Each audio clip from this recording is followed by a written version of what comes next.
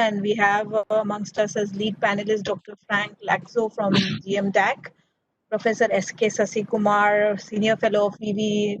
Giri National Labour Institute, Shahbaz Khan from NSDC, and Vinay Kumar from eMigrate team. And before we begin, let me make a few housekeeping announcements as we do in each of our panel discussions. We request everyone apart from the main speakers to turn off their audios and keep their videos also switched off. We'll later on have a dedicated session for Q&A and views from the participants, so you may turn your videos and audios on when we take interventions from the floor. When one speaker is speaking, I request all others to keep their audios on mute. The main speakers may keep their videos turned on, but all others should keep it on mute. And in between, if we see any disturbance, we'll have to mute it from our end. You may also use the group chat option to drop it any comments which the moderator may be able to see from her end as well.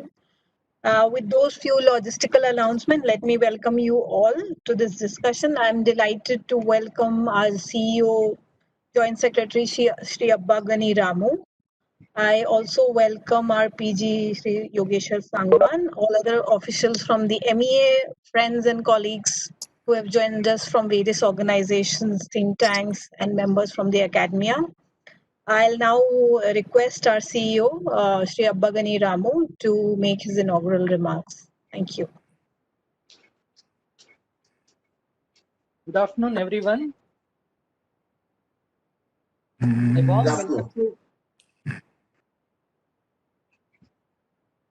A warm welcome to all panelists and moderator.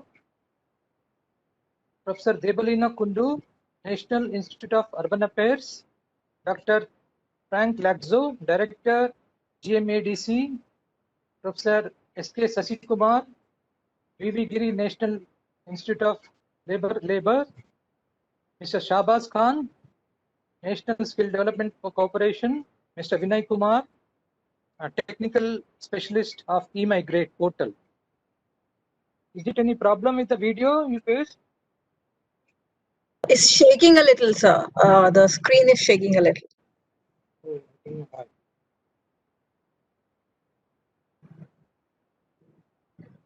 Okay, anyway. So once again, warm welcome to all the panelists and participants for this session on evidence-based approach to migration issues, challenges and solutions for data collection.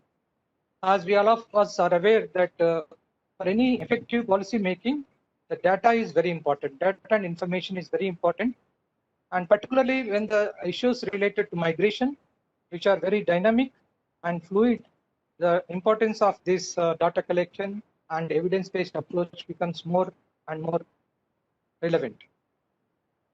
Ministry of External Affairs is the main agency which keeps data related to migration, especially immigration. So we have a web portal called eMigrate, which basically collects the data of migrants, particularly going from India to immigration check required countries. So we have a concept called immigration check required countries, where there are some select 17, 18 countries where the people, particularly with a lower qualification, below graduate level, they're expected to take the prior permission, and they're also expected to register with this eMigrate portal. So especially this eMigrate portal gives us the data migrants going abroad. So with this data, we are able to make very effective policies relevant to migrants, particularly when they are abroad. So in our embassies and consulates, we have a fund called Indian Community Welfare Fund to take care of the migrant-related issues. So that fund is given for them with some certain criteria. So this data is especially important for us to make the effective policy in respect of whether ICWF, Indian Community Welfare Fund, or also other relevant schemes like the National Insurance Scheme for the migrants, and also pre-departure orientation training migrants before they depart the country. So this is the initiative which we have for collection of data.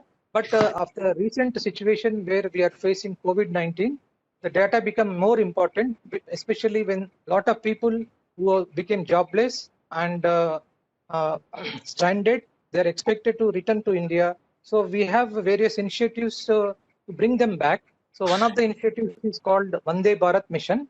That is basically repatriating the people stranded outside, and through which we could collect lot of data who want to come back to India. So another scheme is to collect data and analyze the various categories of migrants. There is a separate website created with the cooperation of Ministry of External Affairs and Ministry of Skill Development to get the data of people who are returning to India, and also analyzing their capabilities and skills. So the skill mapping and different capabilities also able to collect. So these are the two main ways which we are able to collect data, but at the same time, the government of India is able to collect the data at various Indian embassies and consulates through various mechanisms. But for example, the migrants who entered a contract with the employer abroad, so when they enter contract, they have to register with the Embassy of India or Consulate of India. So that way, the data related to NRIs, particularly the migrants, is being collected. But at the same time, the people who are settled outside, like overseas Indians, their data also being collected through our scheme called Overseas Citizen of India. It is a kind of a lifelong visa for Indian origin foreign nationals. So that is also database being created through this Overseas Citizen of India scheme.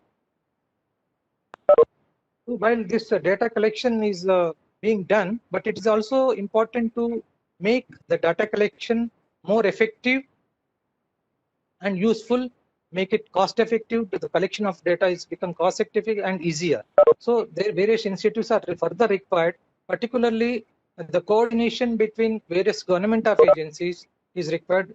As I said that while MEA, Ministry of External Affairs, is a nodal agency which is collecting data about labor, but we can also collaborate with various other agencies which are keeping data. For example, the Bureau of Immigration, which keeps the data of people coming into India and going out of India, which may be much more broad-based, but of which we can also correlate with migrants who are going out, and if there are some gaps, which we can fill the gap. And at the same time, this data and the information related to migrants is useful in the way to project the contribution made by these migrants in various countries. It can be from India to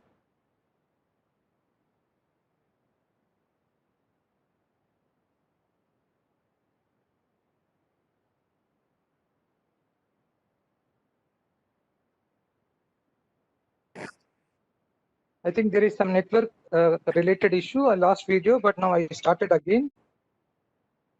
Yeah, we lost the video and sound. Is audible? Now it's audible, but it's no video.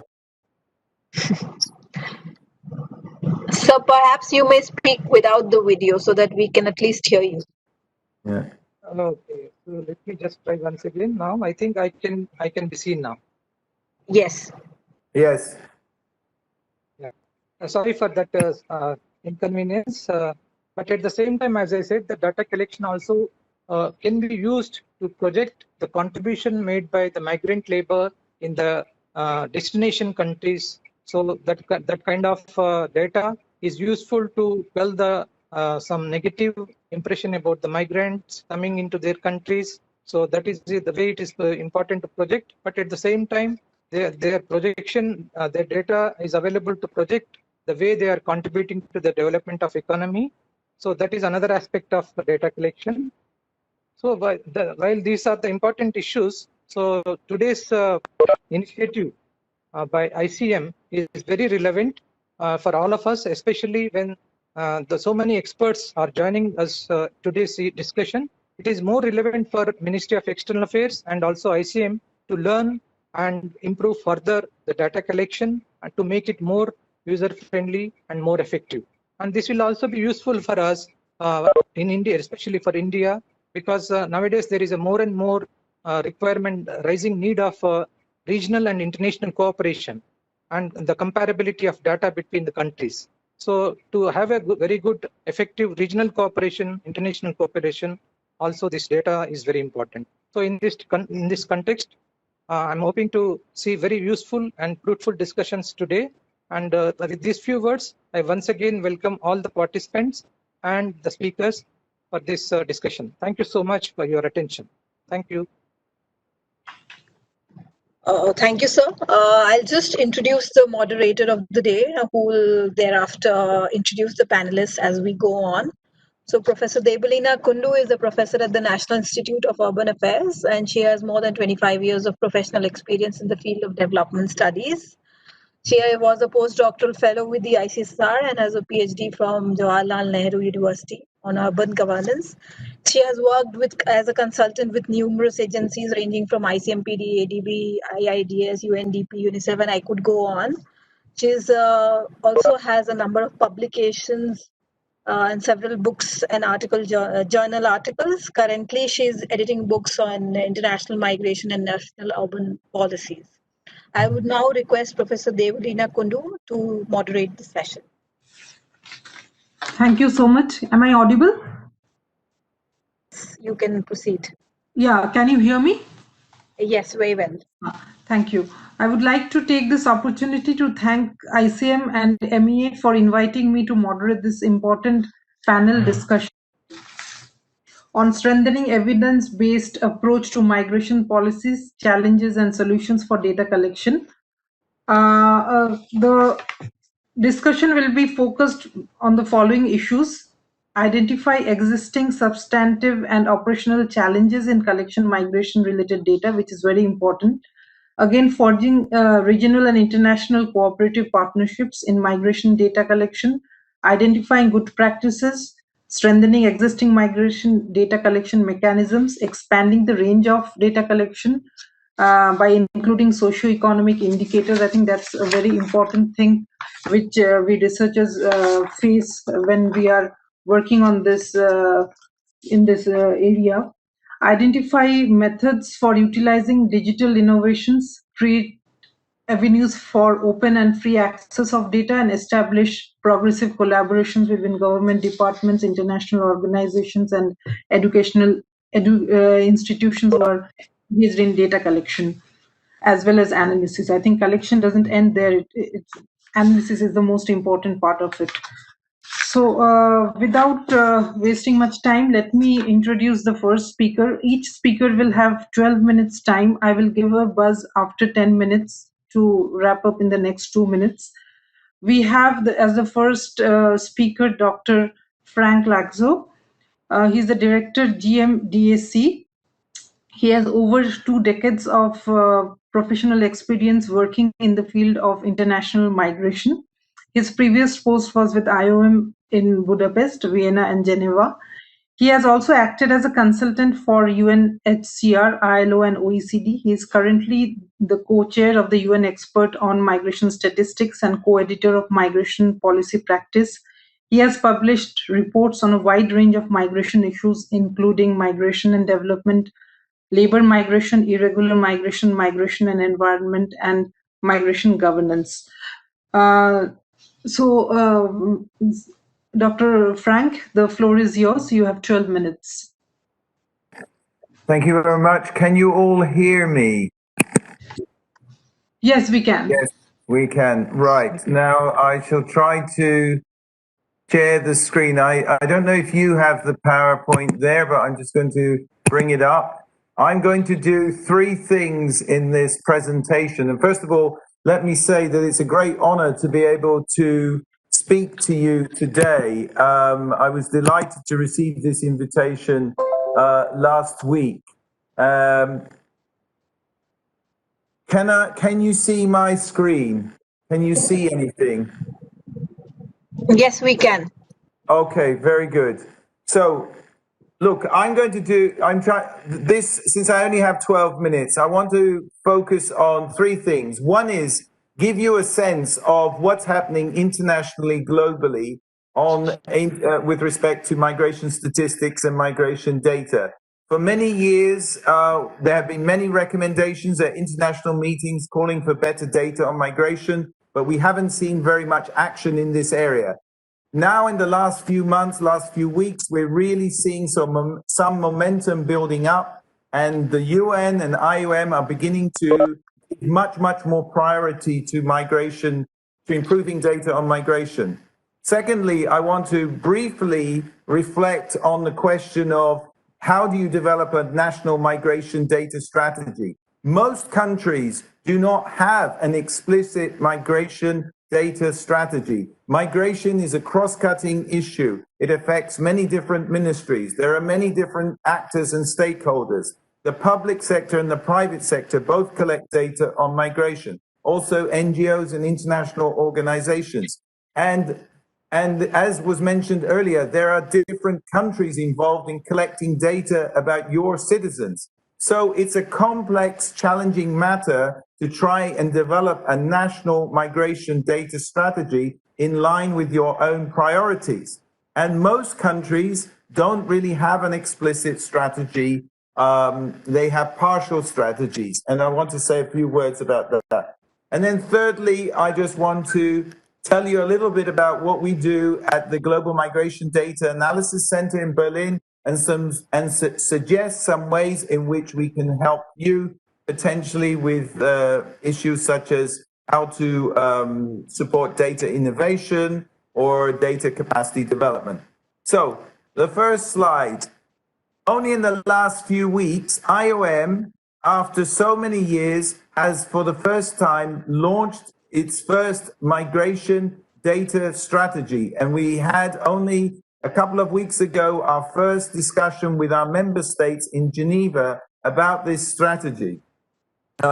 This is something that the new Director General regards as a priority for IOM, and it's part of his strategic vision for the organization that we should become a more evidence-based organization.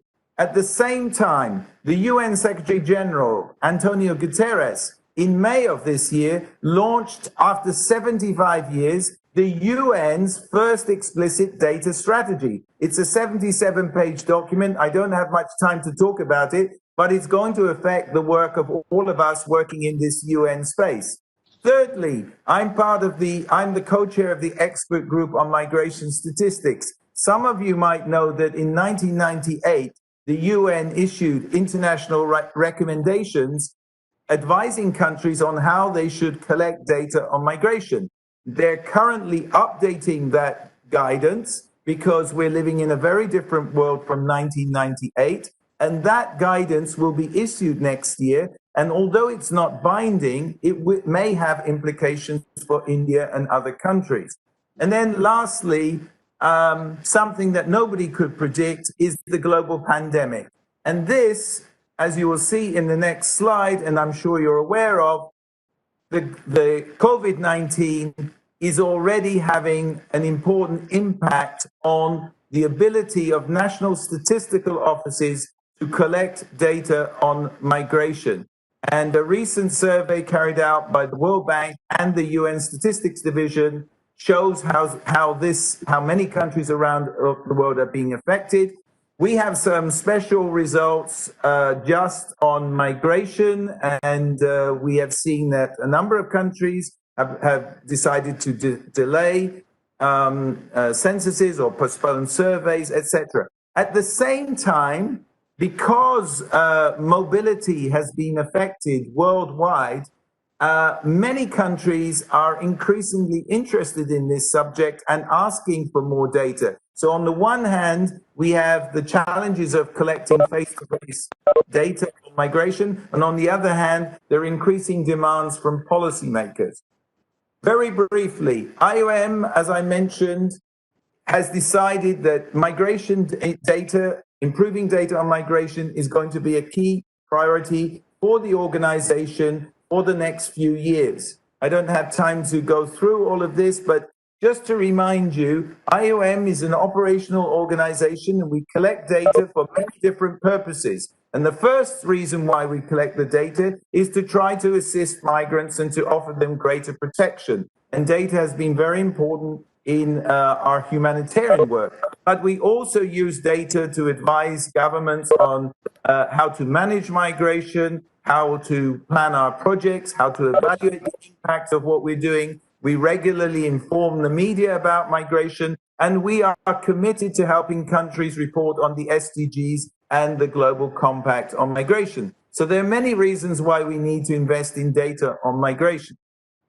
And we have summed all of this up. There is a document which I can share with you, which provides more detail about how we plan to move forward in developing this strategy. We've identified 3 broad areas of work, 3 key objectives. One is trying to address key data gaps. For example, the lack of data on international flows of migrants. A second area is to work much more closely with our member states to support their efforts to build their national capacities to improve data on migration. And thirdly, we want to ensure that everyone working in IOM takes a much more evidence-based approach when they are implementing projects and programs. So that is the international context in which we're working. And as I said right at the beginning, this is all very welcome. The UN and IOM are now putting some wind in our sails and giving us an opportunity to do more in this area. So I was asked to reflect on what have we learned in the last few years. We started the center here in Berlin, the first global migration data center established by IOM in 2015. And we have been working with many countries across the world. And as I said, I think some things that I'm going to make a few general remarks. And this also has emerged from the discussions we've been having in the UN expert group on migration statistics. Too often, migration data is seen as a very technical subject, seen as the realm of the responsibility of national statistical offices. But often national statistical offices are in quite a weak position and they don't have good contacts with the policymakers, or they don't communicate well the data that they collect. And as I said at the very beginning, data is a cross-cutting issue, and data is often not fully shared within and across countries. And one of the lessons that we have learned from looking at capacity building efforts around the world is that often countries are given support to collect data, but there's not enough emphasis on building the capacity of policymakers to actually make the best use of the data. And this is one of the big challenges, I think, moving forward. So in this, another lesson, I think, from our work is that the UN recommendations are very good. They encourage countries to report in the same way on certain key statistics. But the lessons learned from 1998 is that most countries have not fully adopted the UN recommendations. Most countries want to collect data on migration to meet their own needs and requirements. And when working with countries as IOM, we try to help the country concerned develop a tailored data strategy that is in line with their specific objectives. And countries have very different interests in the field of migration. But one common finding that we are seeing across countries is that, first of all the administrative data that governments collect for a variety of persons, when somebody comes to your country to work and you collect data from a work permit or a residence permit, all of this data is not being fully utilized. And all of the data that is emerging through new technologies in the private sector is still not being fully utilized. We have an expert group on migration statistics at the UN. We don't have a single representative from the private sector in that group. In January of this year, IOM organized with UNDESA and OECD the biggest global conference on migration statistics in Cairo. But we had relatively few representatives of from the private sector. So we need to do much more to engage with the private sector because they are increasingly producing relevant data on migration. We have 2 minutes more. Okay, one last thing. Keep in mind the political context. I think some of the background material for this meeting said that good data leads to better policies. Well, sometimes it does and sometimes it doesn't. There is always a political context. The data doesn't speak for itself. It has to be interpreted, and different policymakers will interpret data in different ways.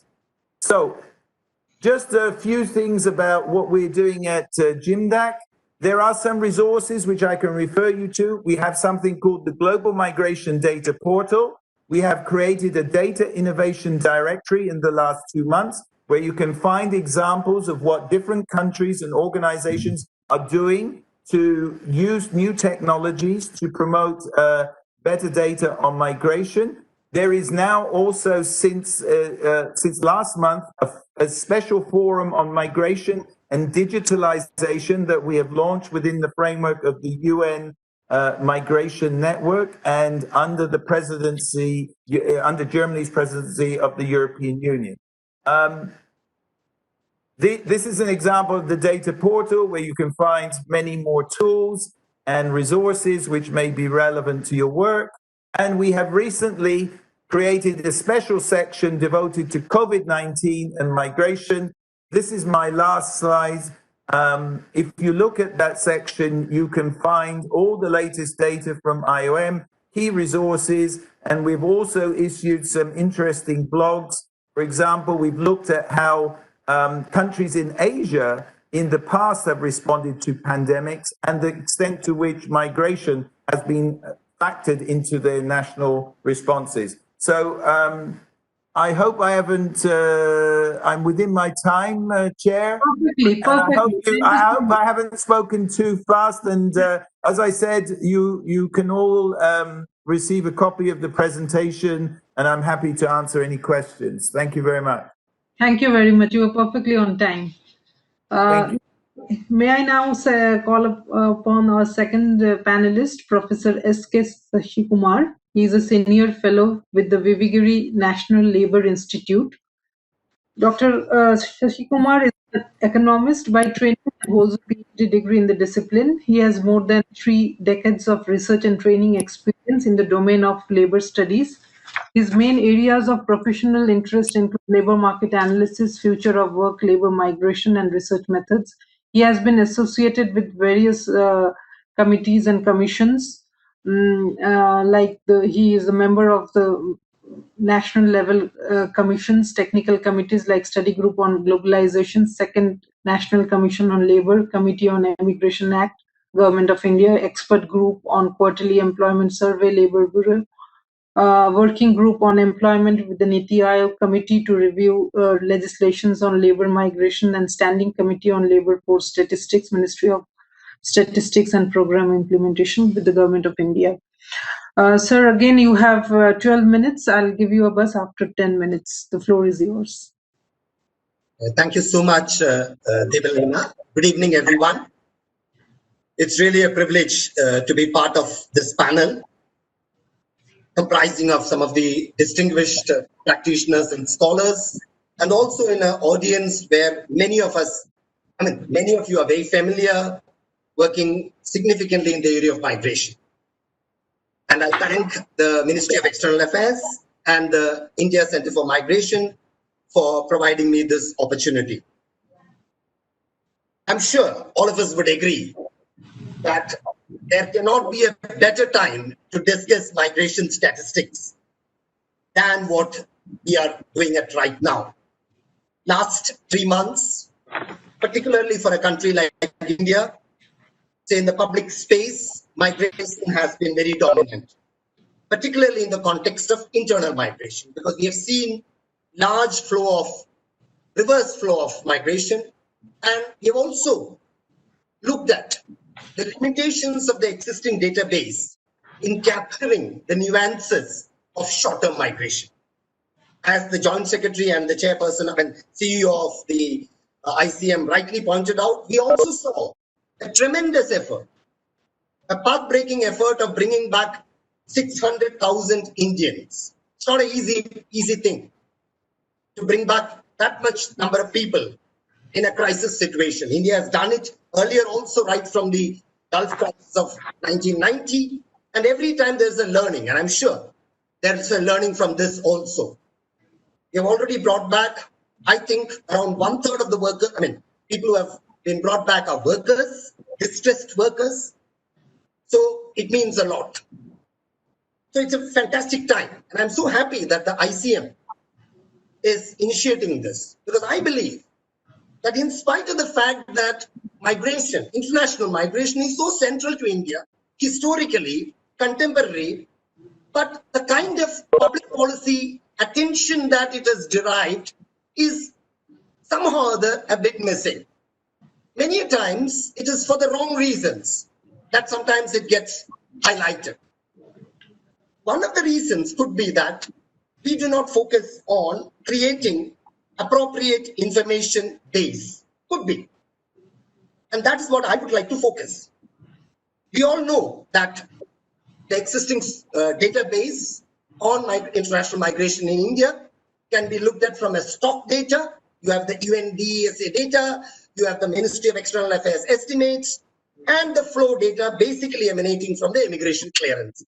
And we know that these data sources, particularly the immigration clearance data source, has a limitation. When in 1983, the Immigration Act was promulgated, the whole idea was that people below graduation had to procure the immigration clearances, and larger number of countries. But now, over a period of time, as a part of India's liberalization strategy, we have reduced it. Right now, only those who are below matriculation and also to 18 countries require it. So obviously, it's a partial data, but it's a very important data. What is it that we need to go ahead from here in terms of information base? How do I, as a researcher who has been working in the area of migration, construe it? First and foremost, I believe what should be the fundamental objectives of improving the database? What do we want to achieve? The first thing that we would like to, at least I would like to highlight, is we need to improve migration outcomes. We need to improve migration outcomes. Second, we need to reduce vulnerabilities of the workers. Third, we need to facilitate regular migration. Fourth, we need more and more regional and international dialogue and cooperation. To me, all this should be achieved only through one approach. And what is that approach? Our information should be migrant-centric. Any effort on strengthening the information base on migration statistics in India should be migrant-centric. What do you mean by migrant-centric? Let me elaborate by taking an example. Remittance data. I had written about this for an IOM ADB work in 2005, and I'm happy that a lot of things have happened subsequently. And even today, say we are very proud that India is the country with the largest remittance flows. Remittance data per se, the quantum of data, we have 70 billion, 60 billion, etc., is very important. But important for what? That is important for primarily foreign exchange management. This is very well demonstrated when we had a huge foreign exchange crisis in 91, and how remittance played a very significant part in cushioning off those deficits, balance of payments deficits. Now, as far as migrant-centric approach is concerned, for me, it's not the quantum of remittances which is important. It is the cost of remittances which is more important. Remittance cost. Because even today, if you go to Gulf countries, I interact with a large number of, being a researcher, both recruiting agents, workers, policymakers. Even today, sending remittances for many people is a very costly affair. Why is it so? Why is it so? We have strong remittance cost database on India, and we should be providing it to migrants. But it's got a lot of advantages. The advantages, it will increase the flow of remittances through the formal channels. Because many of these migrants get, say, trapped by sending money through informal means. We don't want that. We want formal channels, which has got a lot of benefits. That's why data information policy can definitely make vulnerabilities less. That's what we should be aiming at. And then, how can we look at what kind of data we require, actually? I think we should follow a migration cycle approach. what is the data that we require in the pre-migration phase? What is the data that we require about at the destination? What is the data that we require at the return reintegration? So considering that migration, most of the contemporary migration has a cyclical character, we can easily identify within each one of these subsets or phases different categories of data. What do we have? Where do we need to pitch in? That should be a good approach. Plus, we need promotional data. We need promotional data. Somebody from NSDC will be speaking subsequently. I'm sure that the whole idea of skill in the context of migration has to be pitched from a promotional perspective. And what kind of data we require? Administrative data? Definitely yes. Because survey data, if you look at, say, migration, internal migration, the census is the most important survey data. But then it proved completely inadequate because it focuses more on lifetime migrants. 2011 data. We don't have any data on short-term migrants. So what is the point in trying to address, even today in Supreme Court, this has been filed. Say, census data doesn't have much validity for short-term migrants. I'm talking internal migrants. Likewise, some of these surveys do not provide the kind of data that we actually require. So we have to focus more on administrative data also. But some data can be generated only through surveys, Because if you ask a person, what is your recruitment cost, which is very central, I'm sure she or he is not going to reveal the correct figure in an administrative manner. There is where you need limited surveys conducted by, say, research organization. That's why that, say, a synergy between research organizations and Ministry of External Affairs becomes very important.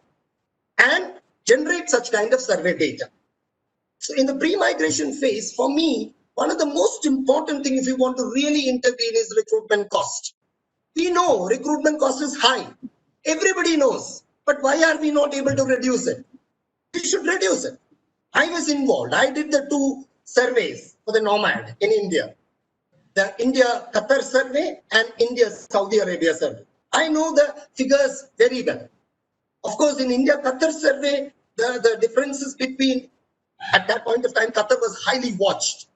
So lots of people who went to Qatar during that time, the actual wages, etc., that they reported was very close to the minimum referral wage fixed by the Ministry of External Affairs. But that is not the case in the context of India-Saudi Arabia survey. The costs were very high. The wages reported were actually much lower than what the minimum referral wages indicate. Talking about minimum referral wage, it's an excellent initiative. Sita Sharma, who is sitting here, and myself had done a paper which has been used by the Ministry of External Affairs, where we showed that there is a problem in terms of the actual data. It's a little lower than that. So we need certain surveys to identify these anomalies at points of time so that we use that as a means to correct our evidence-based policy. Administrative data, e-migrate. I must compliment the Ministry of External Affairs. I know about immigration clearance data from 1980s. I did my PhD using this data, 1980s. And it is an excellent initiative. So much so that I use that as a case study for demonstrating how technology can be embedded in governance structures for improving the outcomes of migration of vulnerable people. Yes, there are many things there can be improved, but it's an excellent initiative. When I teach that in an international course, especially of the emerging economies under the ITEC program, many countries appreciate it significantly. E-migrate, what can we do? Some of the data in the e-migration has become already disaggregated. We even get district-wise data. I'm so impressed. We have district-wise data, but we can disaggregate it a bit in terms of age, in terms of gender. You have the data. It's only that you have to put it in the public domain in terms of skill, in terms of occupation. That will help researchers and practitioners to provide you more insights into how the immigration is actually working at the field level. As far as the post migration destination is concerned, as I said, remittance cost is most important. Wage data is very significant. The wages that they have in their recruitment contract and the wages actually they draw, they have a difference. So we need to try to reduce we need to bridge this. That's very important. As far as promotional is concerned, skill, the person next will be speaking about it. You really need an assessment of the skills, in emerging skills, not only skills. We need assessments about the emerging economic structures. I was reading recently about GCC. GCC is more than the skill. The economic structure is changing. It's completely moving away from an oil to a non-oil economy. So naturally, if we're really interested in promoting migration, we should be understanding economic structures as also. Then we should use these data, and we should have what I should say, a group of experts, including experts on statistics, including experts on migration, including policy experts, who can bring out once in a while or once in a quarter or something like that, certain corridor-specific data-based analysis. Because that is also very important. That's the only way that we can make migration into the public domain. And lastly, I also believe that there is a very strong need to create synergy between research institutions and the data generating institutions and the Ministry of External Affairs. It's a three-way connection. That can actually go a long way, as I said, in improving migration outcomes, number one, reducing vulnerabilities, number two, and improving the, cooperation between regional cooperation and also facilitating regular migration. Thank you so much for this opportunity. Thank you, sir. May I call upon the third panelist, Mr. Shahbaz Khan, who is the Deputy Head, International Collaboration and Regional Lead, Gulf, NSDC. Mr. Shahbaz has been looking after international collaborations in TVET sector with various countries, including Australia, Morocco, Denmark, Maldives, Singapore, and United Kingdom. Three major focus areas of his work have been capacity building, global workforce mobility, and technical assistance. He was awarded the Vice Chief of Army Staff Commendation Medal for his contribution in the skill development to the Army. He is also closely involved with the Swadesh portal launched by NSDC to do the skill mapping of returning migrant workers. So the floor is yours. You have 12 minutes. I'll give you a buzz after 10 minutes. Right. Thank you. Thank you, Chair. I believe I'm audible. Yes, you are. Thank you. Respected Ranu sir and the fellow speakers, thank you. At the onset, we would like to congratulate ICM for taking up this important aspect of migration in line of their other webinars which they have been conducting since the past few months. And this particular webinar topic is very important, which can actually support to develop strategies which can enhance the migration of right set of candidates for the right set of jobs in the right set of markets. It has been a pleasure to hear from the fellow speakers in which we have been able to highlight few needs of the hour to develop a comprehensive policy to create this database and chalking out our migration aspects and the various benefits which it can lead for a policy maker as well as migrants, I think was aptly highlighted by Dr. Sasikumar just before this. Though we have been asked specifically to talk about the Swadesh initiative, but I believe it is important we also share about the details which Dr. Sasikumar just made us realize that it is important to also promote India as a brand of skilled workers or skilled migrants which can actually take up opportunities anywhere in the world. And in this, actually, NSDC has been spearheading the efforts of the Government of India for creation of a comprehensive database of skilled and certified candidates in India. We have a portal which is called the Skill India portal, which not only manages the entire candidate life cycle from mobilization to certification, it also is a forum which connects all different stakeholders who are involved in the various skilling aspects. If you talk about the data per se, as on date, we have close to 20 million people who have been certified in the past few years in more than 30 sectors. So we do have, as Dr. Sasi mentioned, in terms of advocacy of the migrants, we do have this large pool of certified candidates available who could be either directly roped in by these international employers or with only few modules of an upskilling could actually take on the world in terms of a skilled job. The MEA's effort and initiative have been tremendous in terms of mapping the migrants who are traveling. However, what we feel, and I believe Mr. Vinay, the next speaker, would also be sharing it in details on the work which the MEA has done on the e-migrate.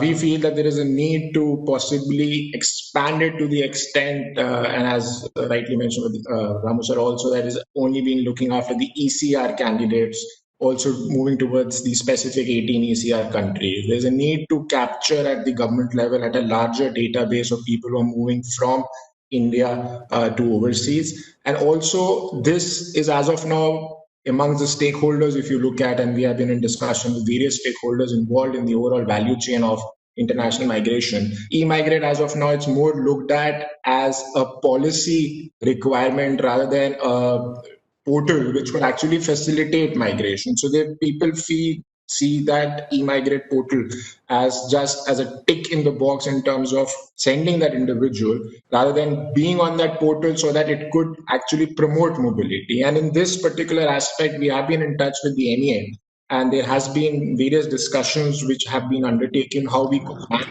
the Skill India portal database of skilled candidates with the e-migrate, which would not only lead to having this access of available skilled workforce for international employers, but also for people who are in India. For instance, the recruitment agencies who have been working in this business, they could also tap into this particular database and mobilize them for overseas opportunities. And to take this step forward, what we have done is recently launched a network called the India International Skills Center, which is the ISC network, which basically is a platform for all the organizations who are in the overseas mobility space to come together and look into the various aspects of counseling, mobilizing the right set of people through the right set of guidance, upskilling, assessment certification leading towards the international equivalences, as well as pre-departure orientation training.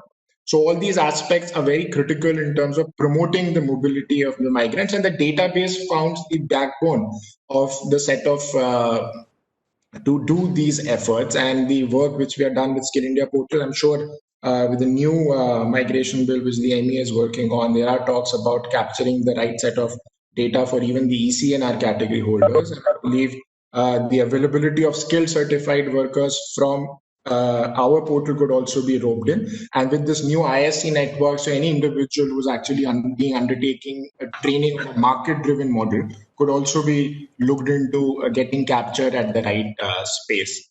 There also, when we talk about database, it's also important, and when we talk about database related to skilling, it's also important to see how we could create this database of comparable Indian qualifications.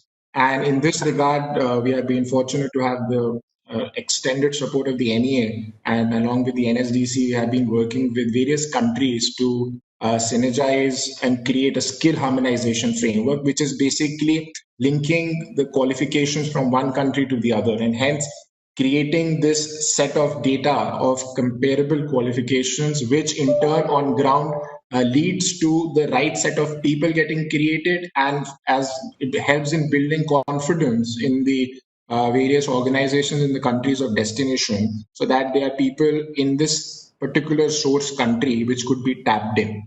And this integration we would be as like a supporting aspect of the work which the MEA is doing with the e-migrate integration with other labor ministries of various countries to integrate the right set of data points, and having this skill linking of the particular individual would also be helpful to promote the ethical migration of people from India. Specifically coming to the area of discussion which we have been told to is the newly launched initiative which Ramu sir also mentioned in his remark, is this Swades initiative, which is a short form for skilled workers arrival database for employment support.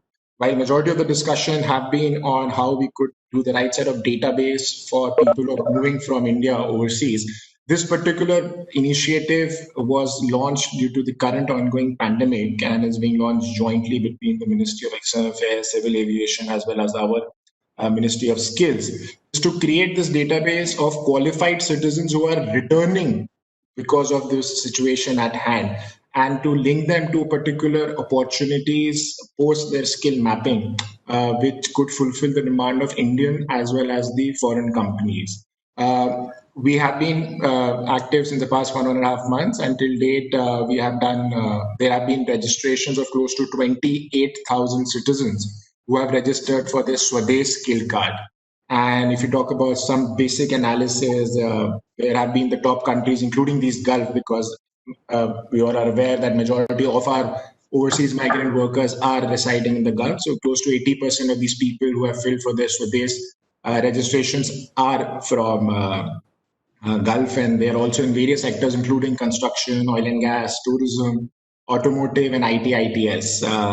If you talk about the top receiving Indian states, this is Kerala, Tamil Nadu, Maharashtra, UP, Karnataka. So what we've been able to do, even though the MEA has that larger database of people who are coming back, through the Swadesh initiative, we actually know what is their skill level in terms of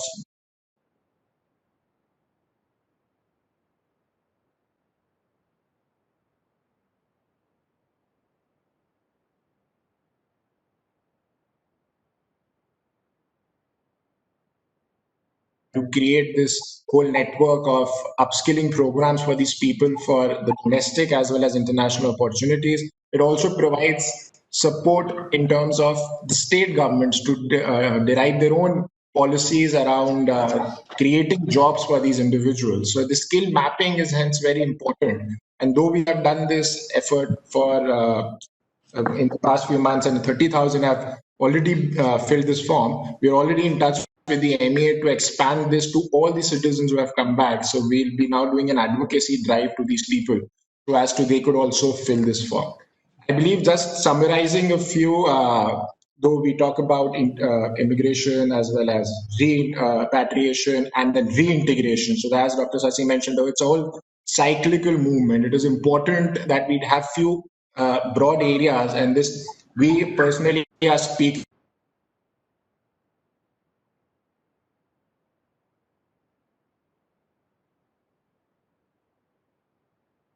And if you talk about immigration, there is definitely a need of skill profiling of citizens who are potential migrant workers. And in that regard, I believe it is important. Some other countries, if we learn from, have introduced this concept of skill passports for the potential migrant, which is basically a summary of the skill sets which these individuals have. So I believe with this integration of Skill India portal in the MEA or with close coordination, we could create a strategy in which we're able to create the skill passport or an equivalent name for an individual, so that it helps to push or advocate these set of people at the international levels.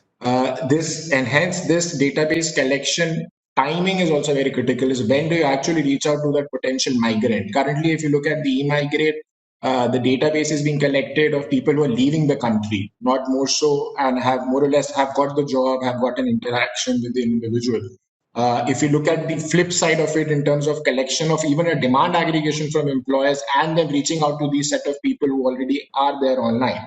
As of now, it is mostly being done through an unofficial channels driven by the recruitment agencies. But can we have technological interventions to have this mapping of demand versus skilled candidates through an IT portal? I think it would be very important to actually look into the aspects.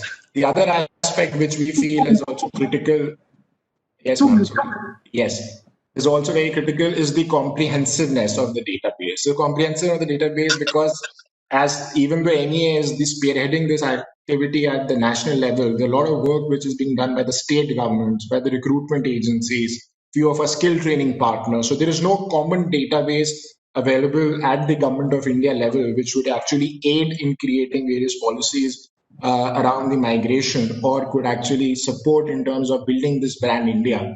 So I believe this continuous reach out to various stakeholders, and hence this network concept of India International Skills Center, when we launched, the idea was to bring in one platform different stakeholders who are into migration and provide them those opportunities which will actually aid or enhance the migration and the migrant workers, which is also, I believe, important to be looked at.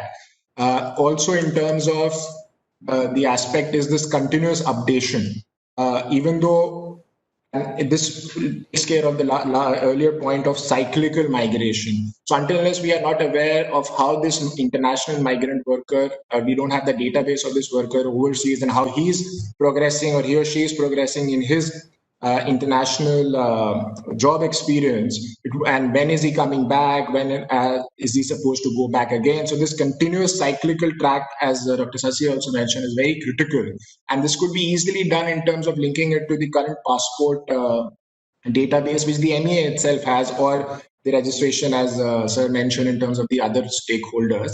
And so this skill updation profiling is also very critical to give them the right set of opportunities in the future.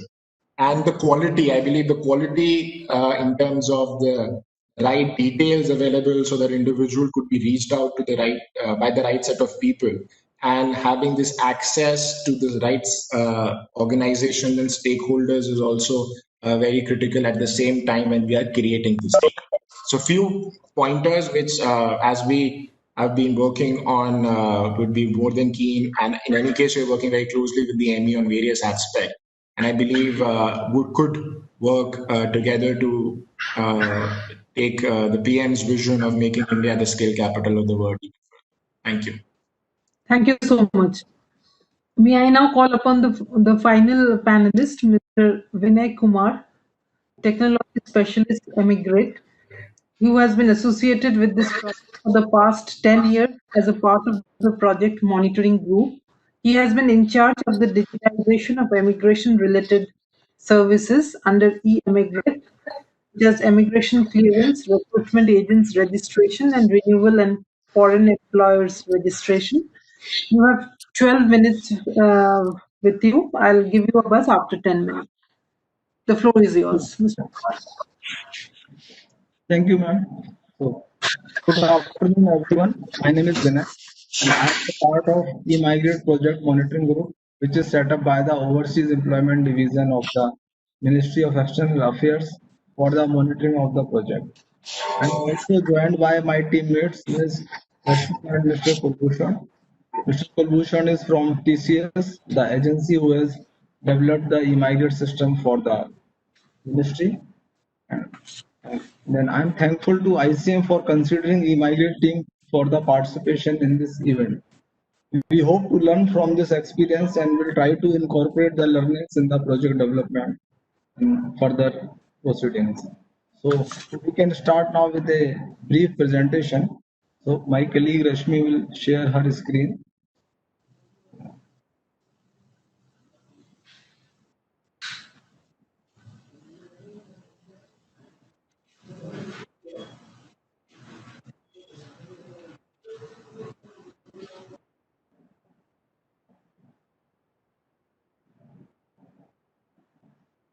Yeah, so the topic is very relevant for us as well. Strengthening evidence-based approach to migration policies, challenges and solution for data collection. So I would like to say that eMigrate is one of the biggest data collection exercise, and definitely there are some challenges and there have been many challenges. So we have overcome most of them now, and we can say that the data collection, the data we are collecting is very consistent. Okay, so if you move on to the next slide.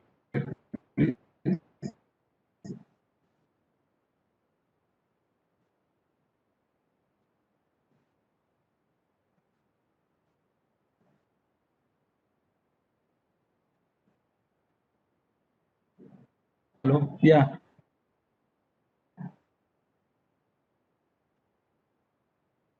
One second, please. I think.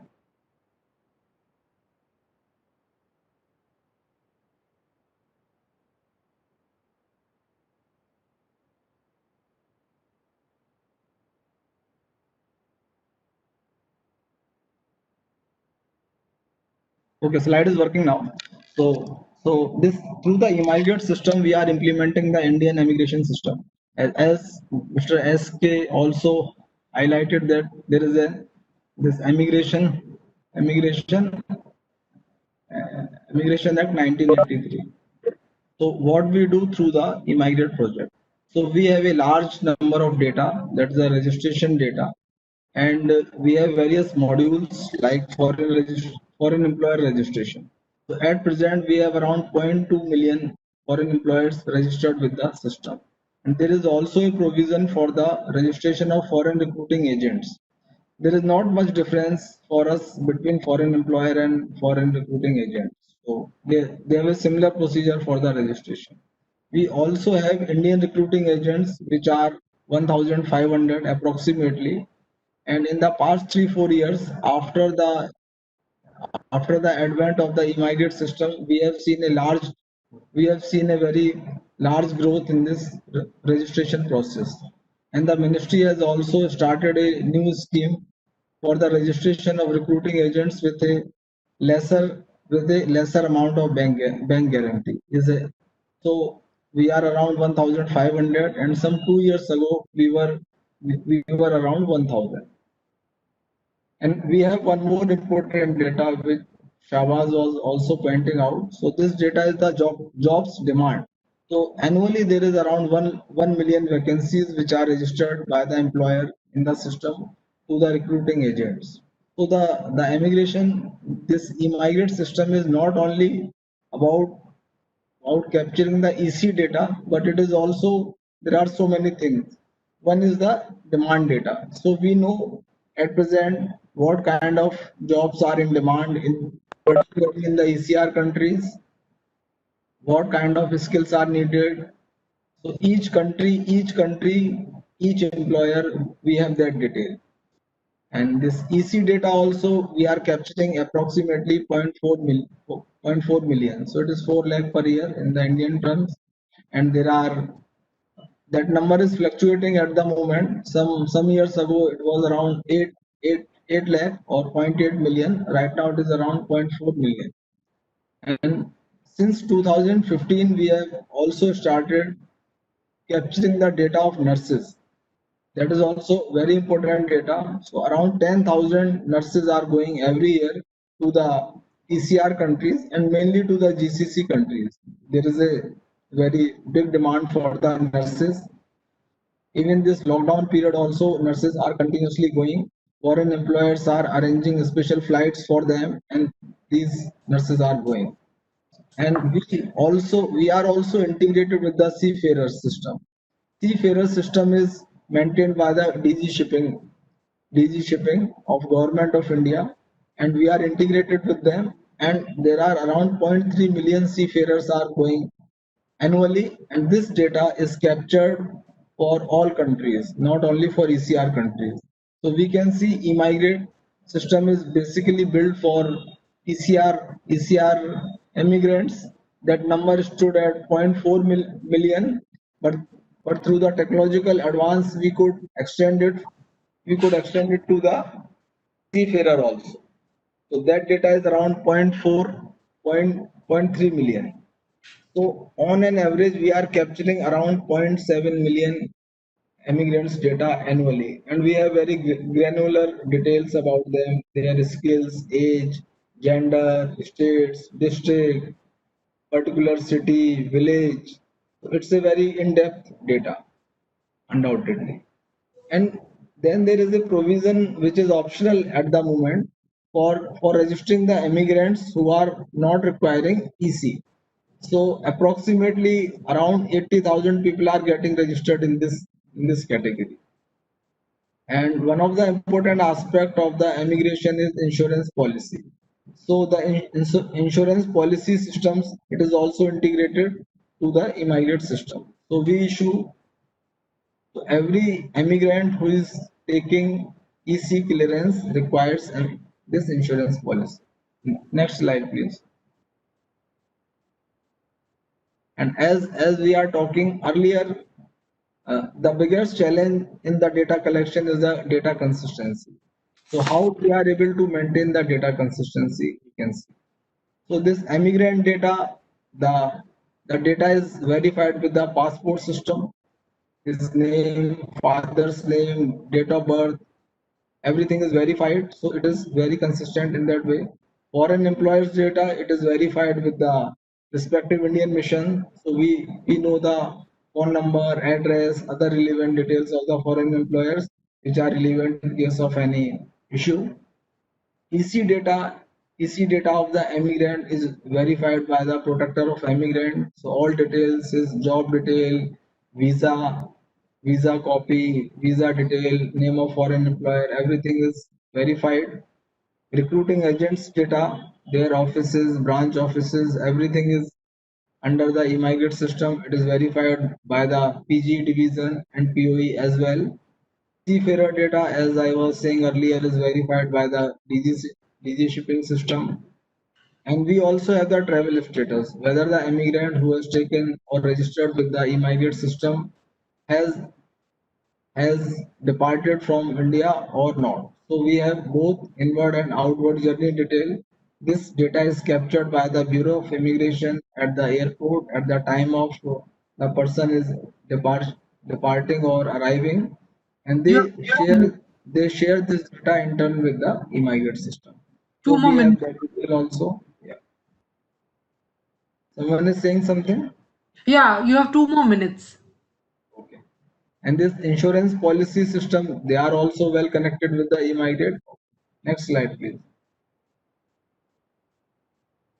Data access. So our data is accessible to a certain extent.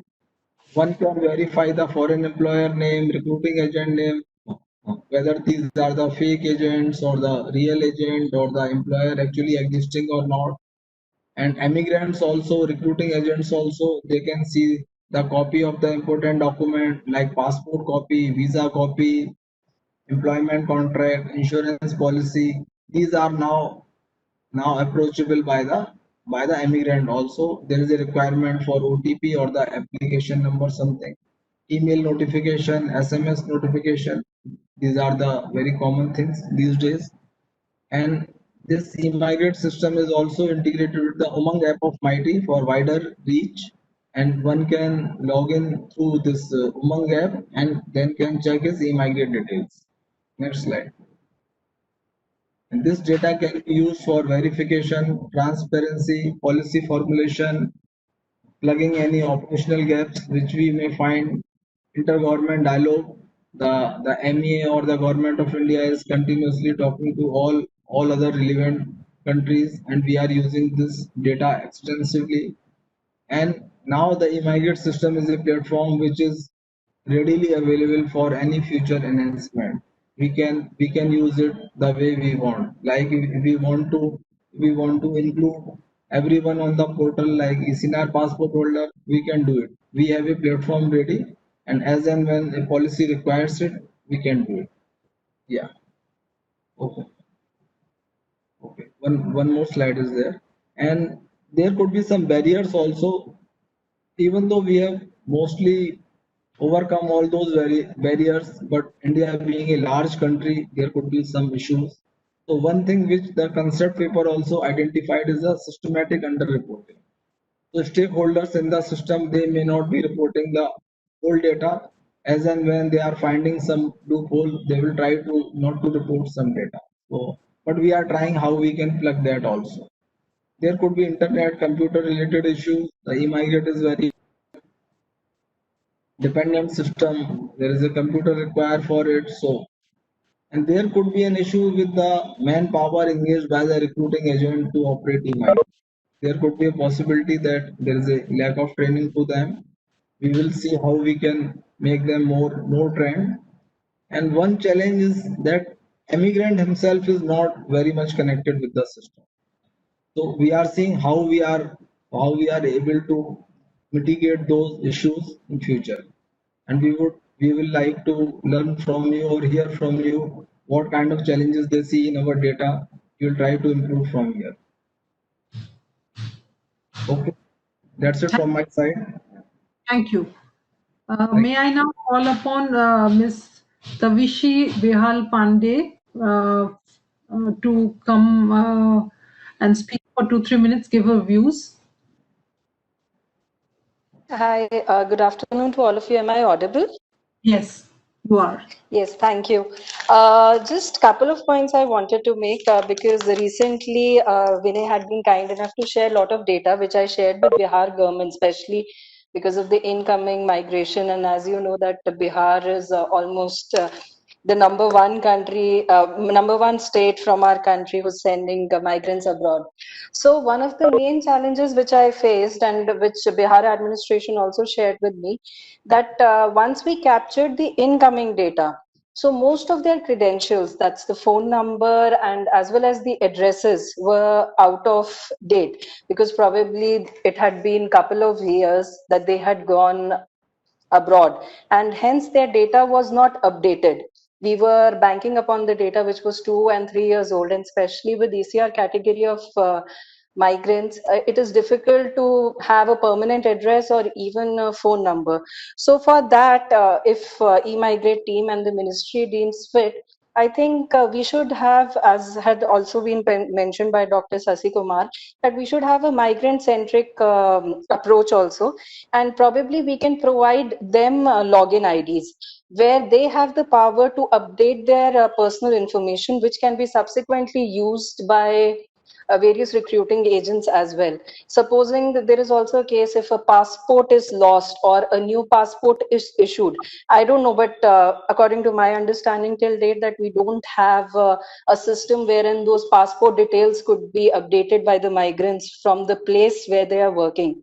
So probably creating login IDs for the migrants is going to help us in keeping our data up to date, and to incentivize them, we can have an approach which my colleague from NSDC has mentioned, that we can create a sort of a virtual employment exchange where not only the data of the migrants can be seen by RAs or FEs, even the demands which are being raised by RAs and FEs could be checked in by the intending migrants. So I think having a two-way street is going to be really helpful, because my main concern is that once they are returning, the data which we get is not in very useful terms to do something with them or to track them and to skill them also if it is needed. Thank you so much.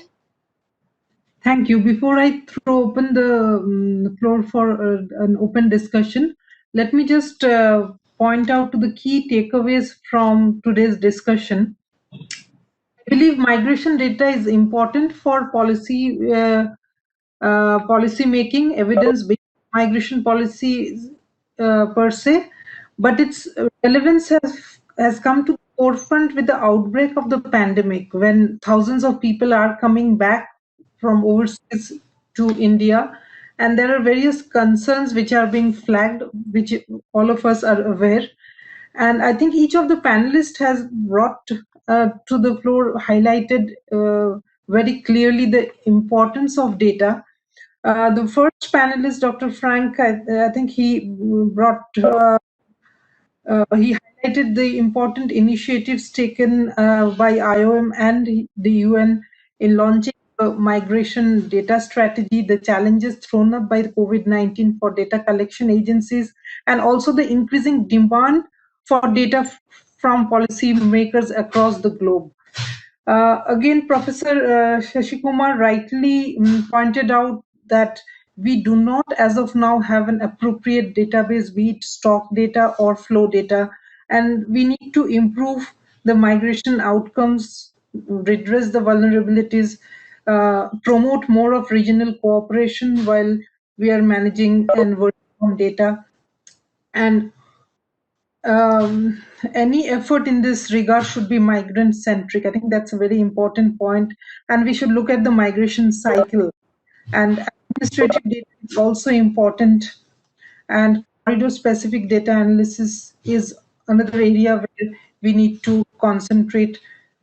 And there should be, again, pooling of experts to and draw synergies between data generating entities or institutions, and also the research institutions who really work on the data which is being generated by various data generating agencies. Our third panelist did bring to the table the importance of AMIA's efforts in migrants, the e-portal, which tries to promote mobility-related data, need to capture data on migrants from India to overseas, database related to skill mapping, skill harmonizing frameworks, comparable qualifications need to be strengthened. The Swasthisi initiative, which is a more recent initiative, I think that also needs strengthening. The skill passport, which he mentioned, that's also another important area where we need to work hard to prepare a comprehensive database where skill upgradation and the quality improvement in terms of the right details of migrants is needed. And our panelists did bring to the table the importance of e-migrant project and how that could help us in really putting up the database on the e-migrants as a whole. So thank you so much. We have some time for questions, 4 minutes. I think in the chat box, we do not have specific questions, but if the participants would like to put in questions, they are most welcome. Dr. Shurbi, what will you take it from? We can take a few questions from the floor before we give the mic back to the panelists to respond in general. I think Yes, you. Sita, do you have a query? I see Sita asking to. Yes. Thanks. Yes. So actually, this is a great question. Thank you very much to all the speakers. I think there's a lot to take away from all of this. But one of the things, and not, the great work that's going on through the eMigrate in terms of capturing data, and, notwithstanding the great efforts that are being made also by Skills, which Shahbaz spoke about. But I'm going to, take it away a little bit further to what Frank was really saying and what Shashi was also saying in terms of it looking at political context as well as the migrant centric, and maybe in this case also looking at the country because we're looking at a pandemic. The thing, and this was brought up in the new immigration bill, is if we don't capture all the data, and really I agree, you've got low skill data and you're putting a lot of effort there. But, let's say, for example, we're looking at a pandemic now. We don't have a clue where the doctors are. For example, we don't know how many of them are leaving. I know that they are leaving. We don't have a sense of some of this. We just have no data. Also, a lot of our students go and convert to workers in other countries. Absolutely no data on this. So I think there was an effort in the e-migrant, the new bill, to try and make it mandatory for data to be collected when people were leaving the country. I know this met some level of political resistance, but what I'd like to hear perhaps from Frank and any of the other speakers is, do countries gather all the data, and how exactly do they manage to do this? Because, when thinking of India, it's mandatory because they have to get clearance, but that's only for one group. For those that don't need clearance, how will that data actually come into a system? Because I think it's absolutely critical that we get all the data in. Thanks. I think we have POE Chennai as well, who wants to make a point.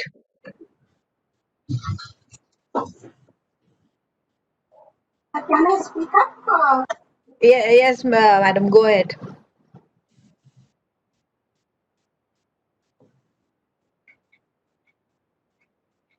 POE Chennai, can you listen to us? Can you just make your interventions? I can hear. Yeah. Can you hear me? Yeah, I can hear you. Please make your point. Yeah, we are having problem in capturing data even through eMigrate.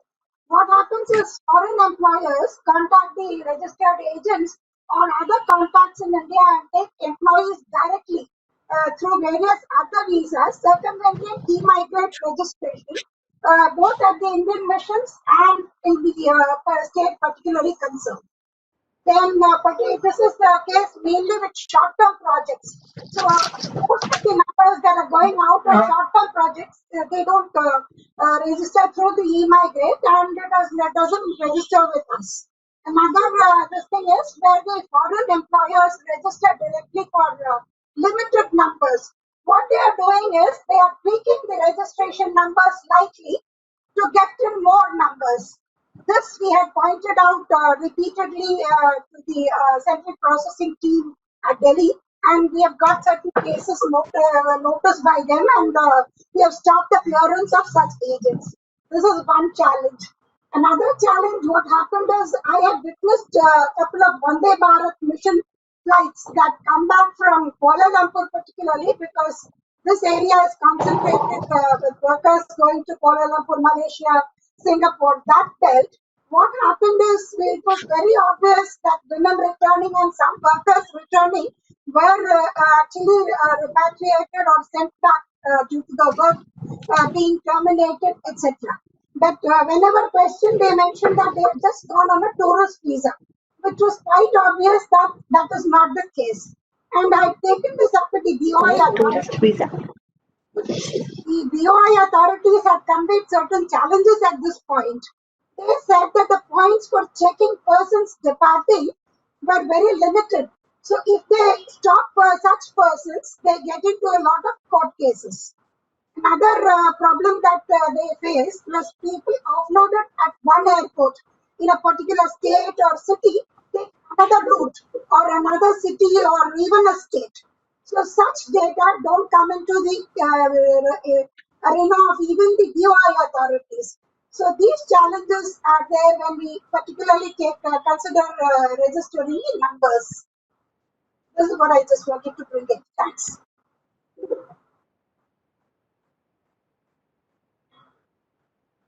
Dr. Vinod Daria, he would like to say something. Lina, it has been a very, very educative,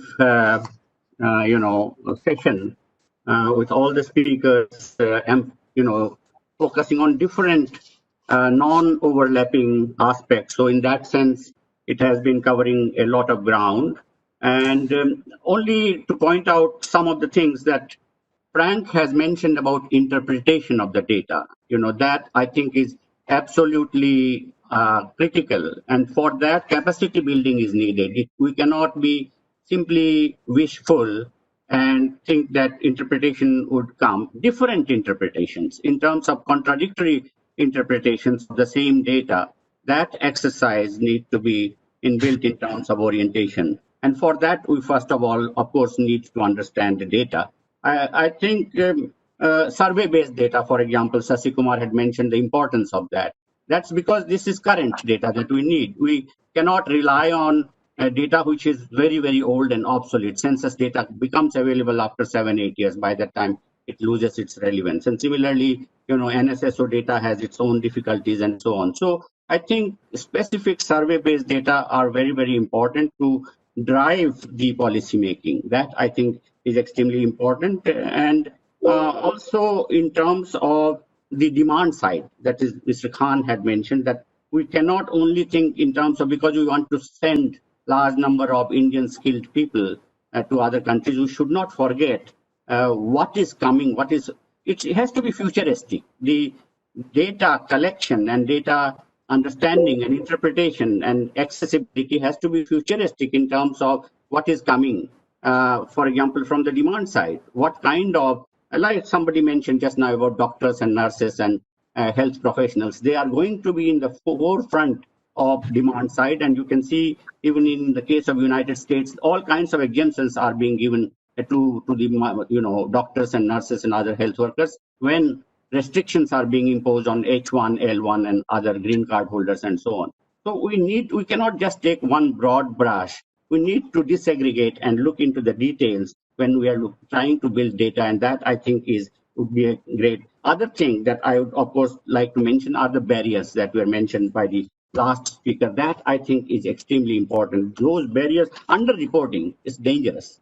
It's dangerous, it's risky. If we allow underreporting and other kinds of manipulation in the data, then we are in for trouble. So I think we need to take this into account. We need to orient our policymakers, our bureaucrats who are going to handle those kind of data and interpretations. And, lastly, what Sasikumar said, you have to work in tandem with the experts, with the scholars, with the policymakers. So different stakeholders in terms of who can contribute to data generation, data understanding, data interpretation, and policy making should be roped in. Thank you. I enjoyed thoroughly the session. Now, I would request the panelists to come back with their observations. Dr. Frank, if you would like to come back. Thank you so much. I participate in many different webinars on this subject, as you can imagine. And I would like to congratulate all of you on an extremely rich discussion today. I've really enjoyed it, and I found it very, very valuable for our work here. And I hope that we can continue to build on this conversation, because I didn't have time to fully explain that one of the things that we are trying to do is to work with countries to see what data they need to help them best address the migration aspects of the current global pandemic. And we have identified a number of priority areas in IOM. For example, we're looking at the social economic impacts on migrants. We're looking at the implications for development. We're looking at the implications for health systems. Now, all of that is going to require some effort if it's going to be done in a coordinated and systematic way. We have many data sources. We know the key data sources. They have been mentioned. You have censuses, you have surveys, you have administrative data, and we also have a lot of data that is coming from ad hoc private sector sources that we're not fully tapping into. And then there is a range of data which is collected outside of India by other countries, which is relevant to your own development and future. And there is a whole question about understanding what's going on now, but also thinking about the future and how we can forecast and plan for the future using different scenarios. And we will be organizing, for example, in September, a major conference looking at new tools to help us forecast migration in different ways. So my takeaway message from all of this is I would love to continue to engage with you. I really enjoyed today's conversation, and it will be really interesting for us to look at what happens next in India. We are embarking now on an international comparative study where we're looking at 8 countries around the world, and we're trying to understand in depth how are those countries trying to manage data on migration. What challenges do they face, not only in relation to COVID, but also in relation to reporting on the SDGs, on the Global Compact on migration, what sort of innovation efforts are in place, etc. Now, we haven't fully decided on which countries we're going to select among the 8. Maybe there's even a possibility that we include a focus on India. If there is an interest on your part, please, whoever needs to get in contact with me, please contact me after this meeting. So thank you again. I've really enjoyed today, and I hope we can continue to work together. Thank you. Thank you. Dr. Surabhi, could you tell us what is the next? If none of the other panelists, do any of the other panelists have any points of intervention? If then we can perhaps take that, and then we close and move towards the vote of thanks. I'll just take 2 minutes. Yes, yes. First, what Sita raised is a very fundamental issue, because we need to go beyond ECR. How do we go about it? We need to look at it, because ECR might be a smaller group. ECNR is growing, as a consequence of which it's not very easy to capture it, because the number of countries are large, the number of occupations are vast. Most of them have been in foreign countries for a long time. Because of all this, we need to look at, as Frank was saying, say, what are the data sources in other countries? For example, we can use some of the countries like US. It's very easy to use the US data to arrive at the Indian occupation-wise category. Not very difficult. But that may not be the case in several other countries, like Gulf, maybe difficult. So we need to think about it. And second, gender disaggregation. Sita, you raised this very fundamental point, because we need to have more and more data disaggregated at the gender level. And the third point, which Vinod said, this is very important. Say, we did this IL nomad survey. As I said, I did 2 nomad surveys. We used CAPE method for it. It was fantastic, I can tell you. And it's really necessary. It's really necessary that all government officials dealing with data are given competence building in CAPE. It's extremely important because it is such a great source. It's really good. I did with the ILO 1 program for Bangladesh in Delhi. It was such a useful thing, Say we integrated, because those who are working on migration may not have the data analytical sense sometimes. They're not required.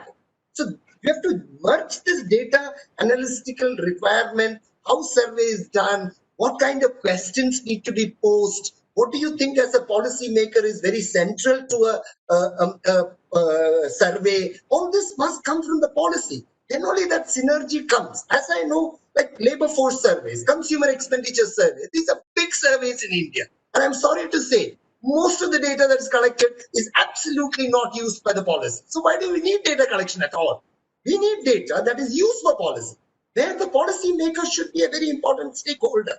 Most important, capacity building is central. And I request Frank, because if you want a country really for studying international migration statistics, take India as the first one. Seriously, involve the Ministry of External Affairs. Good work is being done by how many countries would have brought back, Frank, 600,000 workers, 600,000 Indians? That's a big number.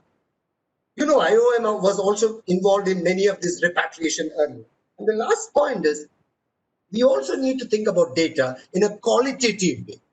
We always talk of numbers. Migration produces beyond numbers, experiences, processes. We need to document it. Some database on qualitative information emanating from migration. To me, that will make migration policy much more forceful, because data cannot speak. Numbers cannot capture everything. Experience can capture several things, especially when you talk about gender vulnerabilities of the workers. One case study must be good enough to illustrate the problems that the migrants encounter, not the grievance. That's the last point. Grievance data in India needs to be spurred up. We need better grievance data. Many of them are not getting reported. What kinds of grievances are coming in the countries? I don't know what is the best reporting system. So these are some of the points, and I also enjoyed. Thank you so much, all of you, for giving me this opportunity. ICM, the MEA, all the officials, and Frank and other panelists. Thank you, Shabas. Thank you so much, Vinay. It is and other participants for this enriching experience. Shahbaz and Vinay, do you have any points to make? Yeah, POE Chennai has made some remarks, so which are not quite audible. So I am going to contact her over the mobile so that I can see how we can. Sure. So we can do that once we close the webinar. So with that, I think we'll move towards the vote of thanks.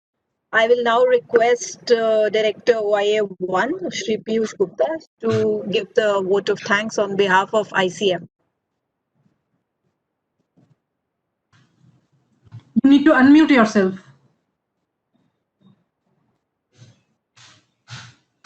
I think he will be joining in from another connection. Hello?